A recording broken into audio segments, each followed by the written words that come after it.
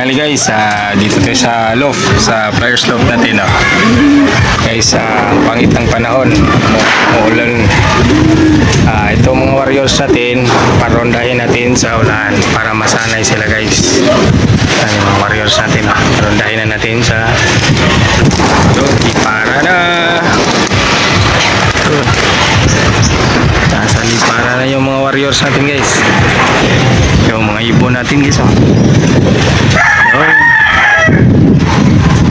Warriors natin nasa rondahan sila habang patak yung ulan. May bagyo kasi guys, kaya ito yung weather natin.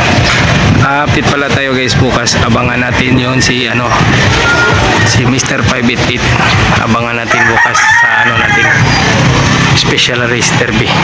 Yun yung mga warriors natin guys. May ikot na sa doon, may bundok, tapos ang lakas ng hangin sabay pa panapatak ng ulan.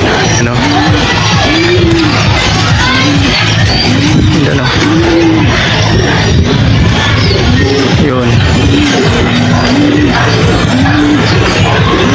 Baba tayo guys, check natin si yung napilay natin na warriors, na tawagin lang natin si Mr. Pilay o Miss Pilay. At dito tayo sa baba guys. Yan si natin, yung isang napilay na ibon. Hiwalay muna siya guys, nandyan siya. Ito yung kainan sa inuman niya.